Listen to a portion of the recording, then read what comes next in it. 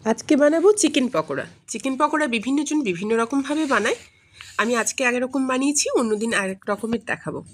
তার জন্য সমস্ত উপকরণ নিয়ে নিলাম মাংস, সাথে নিয়েছি ডিম, অনেক রকমের মশলা, জিরের গুঁড়ো, ধনের গুঁড়ো, কসুরি মেথি, গোলমরিচ, শুকনো লঙ্কা, সয়া সস, টমেটো সস, বেসন আর সামান্য অ্যারারুট আর কর্নফ্লাওয়ার ময়দার মিক্সড করা একটা মিক্সার।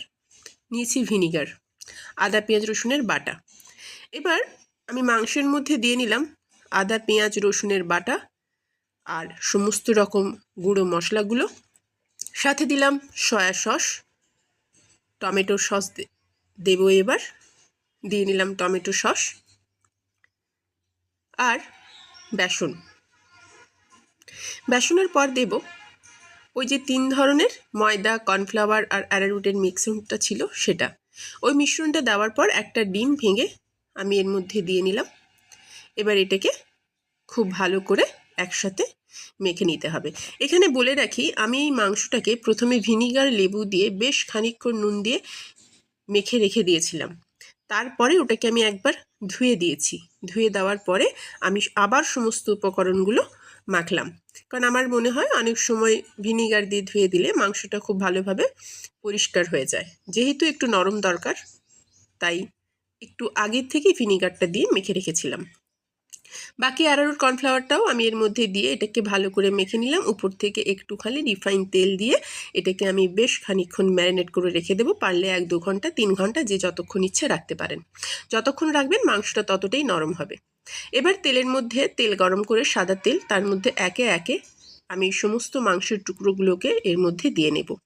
এখানে বলে রাখি, ভাজার সময় একটু কম পরিমাণে দেবেন, তাহলে খুব ভালো হয়। যেহেতু আমার কাছে সেদিন একটু কম সময় ছিল, একটু রাত করে ভাজছিলাম, মনে হলো যে দুবার ভাজতে গেলে অনেকক্ষণ সময় লাগবে, তাই আমি একসাথে দিয়ে দিয়েছিলাম। একসাথে দিতে গেলে একটাই অসুবিধে, যখন আমি এটা ভাজার পর উল্টাতে যাব তখন একের গায়ে অন্যজন লেগে যায়। তাই কম থাকলে এটা উল্টানোর সময় খুব সুবিধে হয়। একে একে করে আমি সমস্ত মাংসের টুকরোগুলো তেলের মধ্যে দিয়ে নিলাম। গ্যাস কিন্তু ততক্ষণে কমিয়ে রেখেছি। মাংসের টুকরো দিতে দিতে একটা কথা বলি, আজকে আমি এই পকোড়াগুলোকে ডিম বা ময়দার ব্যাটারে চুবিয়ে আর দ্বিতীয়বার ভাজবো না। কিন্তু অন্য দিন যখন সময় থাকে হাতে, মাংসটা একবার ভাজা হয়ে যাওয়ার পরে একে যদি আরও একবার ডিম আর ময়দার ব্যাটারে চুবিয়ে ভেজে নেওয়া যায়, তাহলে চিকেন পকোড়াটা খেতেও যেমন সুন্দর হয় আর দেখতেও কিন্তু তেমন দারুণ হয়। ওই যে বলেছিলাম না, মাংসটা আজকে আমি একসাথে অনেকগুলো দিয়েছি বলে উল্টোতে একটু কষ্ট হবে। সত্যি দেখুন, উল্টোতে একটু কষ্ট হচ্ছে।